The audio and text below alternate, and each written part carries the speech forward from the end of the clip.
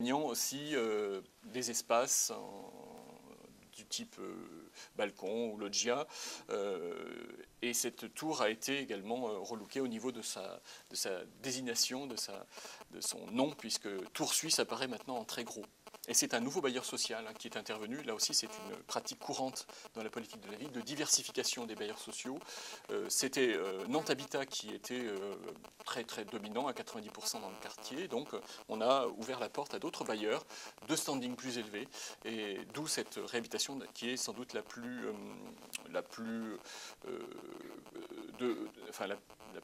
prestigieuse en quelque sorte, même si le terme est inadéquat, dans le contexte du grand ensemble. Voilà un exemple de requalification d'espace public avec des palmiers. On reviendra sur les palmiers. Alors, la question à partir de ce contexte-là que je me suis posée, c'est de mettre en relation, je dirais, ces transformations de l'espace du grand ensemble avec la mise en mots, la désignation des lieux qui le composent. Parce qu'effectivement, on est dans un contexte, comme ailleurs, de bouleversement important, de disparition d'immeubles, de disparition de repères et de transformation forte des espaces publics. Donc voilà, je me suis demandé comment ça s'exprimait en termes de désignation de ces lieux, de ces repères et de ces nouveaux lieux qui sont construits. Alors pour vous en dire quelques mots, je me suis appuyé à la fois sur des travaux déjà existants dans le contexte du travail collectif dont je parlais, et puis une pré-enquête, parce qu'on ne peut pas dire que j'en suis déjà au stade de l'enquête. J'ai plutôt fait d'abord une pré-enquête pour poursuivre ensuite la démarche, et donc je vous présenterai cette pré-enquête. Donc les matériaux dont je disposais déjà, c'est par exemple des paroles, ou des écrits plus exactement, d'enfants de primaire, qui ont été collectés sous l'appellation « Vue de ma fenêtre ». Donc on a comme ça une trentaine de petits textes de 15-20 lignes qui voilà, sont les mots retranscrits bien sûr avec un enseignant et un chercheur de ce qu'ils voient de leur fenêtre. Et donc c'est intéressant par rapport à mon questionnement puisqu'ils vont utiliser les mots pour désigner ce qu'ils voient. Par ailleurs, il y a une enquête, alors là, qui n'est pas restreinte aux enfants ou aux jeunes, mais à toutes les tranches d'âge, auprès d'une cinquantaine d'habitants, réalisée par des psychologues qui ont travaillé sur la perception des limites. On parlait tout à l'heure de la question des limites et la désignation donc des secteurs et des limites. Et puis mon enquête, pré-enquête exploratoire que je peux vous décrire rapidement, donc avec un des membres de l'équipe qui est un habitant, en fait, un jeune habitant d'une petite trentaine d'années, donc bien intégré, bien implanté dans le quartier.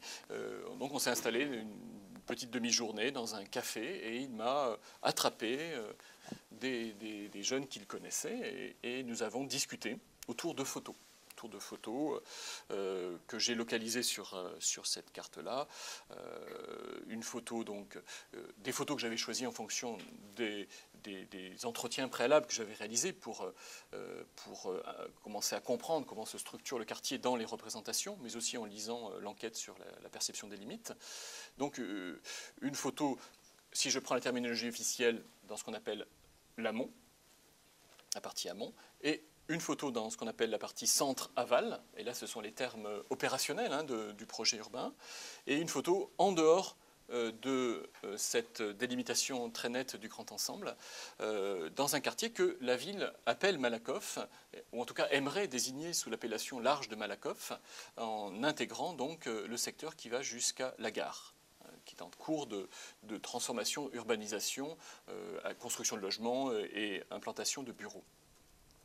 Donc voilà les trois photos autour desquelles on a discuté. Donc je demandais tout simplement, voilà, moi je ne connais pas très bien le quartier, où est-ce qu'on est sur la photo et voilà, est-ce que vous pouvez me dire où l'on est et ce qui les amène forcément à désigner et à nommer les lieux.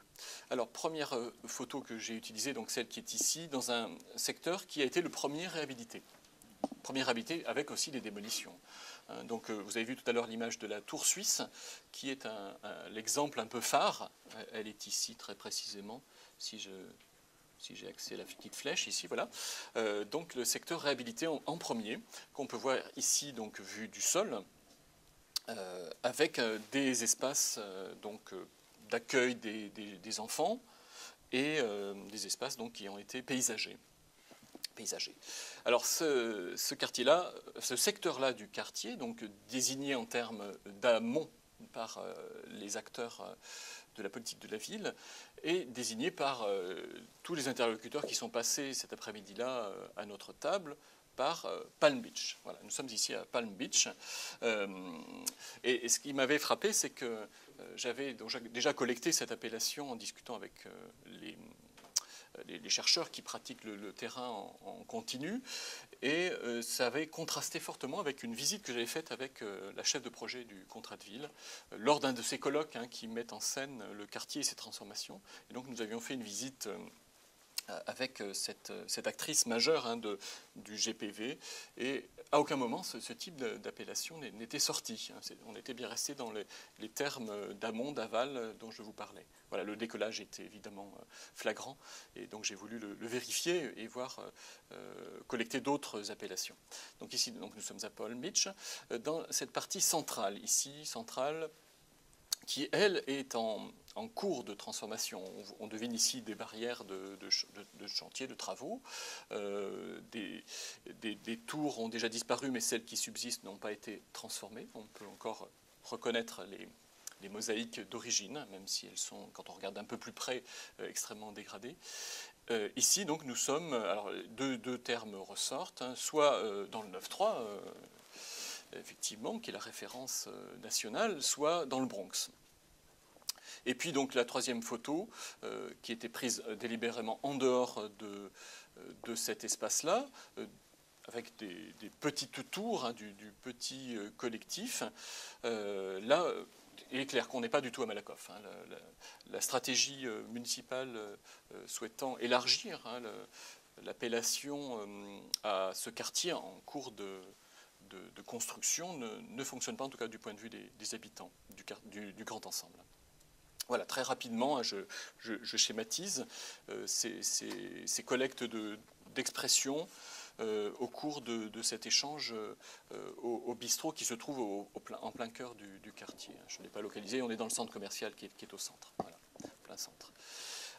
Autre information qu'on peut mettre en avant, c'est donc d'une part ce décalage que j'ai déjà signalé entre désignation officielle et usage, mais aussi le fait que dans les termes des jeunes que j'ai croisés ou dans les mots des enfants, un certain nombre de repères subsistent. Je terminerai sur une réflexion qui change d'échelle, cette fois-ci, non pas sur la désignation de secteurs, de sous-ensemble du quartier d'habitat social, mais sur la désignation de l'ensemble du quartier. Et là, j'ai pu attraper dans la discussion la référence à un toponyme que je ne connaissais pas du tout, Bella. Bella pour dire Malakoff, pour dire le quartier Malakoff. Et alors Bella, on le retrouve décliné en Mafia Bella 44, qui est un groupe de rap, en Bella Pizza, en Bella Futsal, qui est un club donc, de futsal, qui est d'ailleurs un acteur social majeur du quartier, animé par des jeunes de 25-30 ans. Et donc ce Bella pourrait renvoyer, c'est l'interprétation qu'on peut en faire, même si je manque encore d'éléments, à une réappropriation symbolique du lieu, de l'espace, dans ce langage qui fait référence typiquement à des activités et à des lieux pratiqués par les jeunes.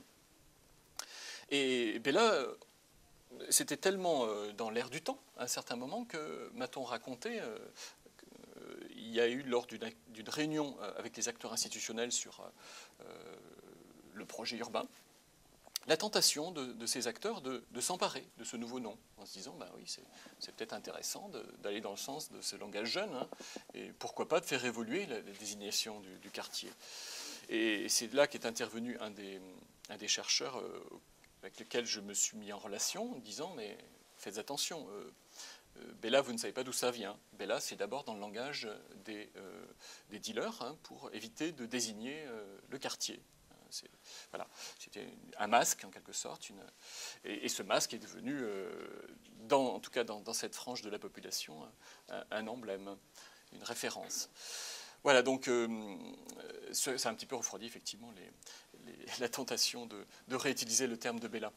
Et donc pour conclure, pour donner quelques éléments de conclusion, sachant que le travail, je souhaite le poursuivre, c'est donc, on peut se dire qu'effectivement, plutôt que de se laisser aller de la part des acteurs politiques, sociaux locaux à vouloir récupérer finalement cette terminologie jeune, entre guillemets, il serait intéressant, je pense, qu'ils prennent vraiment au sérieux ces désignations, qui ne semblent pas prises en compte. Ça, c'est un des éléments que je voudrais maintenant aussi vérifier, refaire un entretien avec des acteurs institutionnels pour savoir quel est leur degré de connaissance et de prise en considération de ces nouvelles façons de dénommer.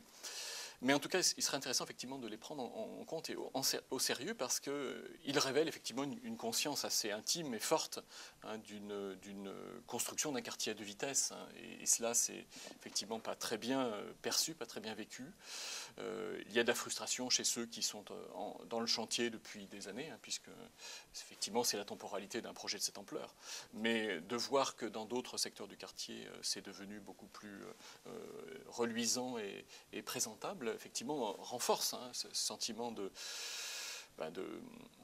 dégradation du quartier et des personnes qui l'habitent.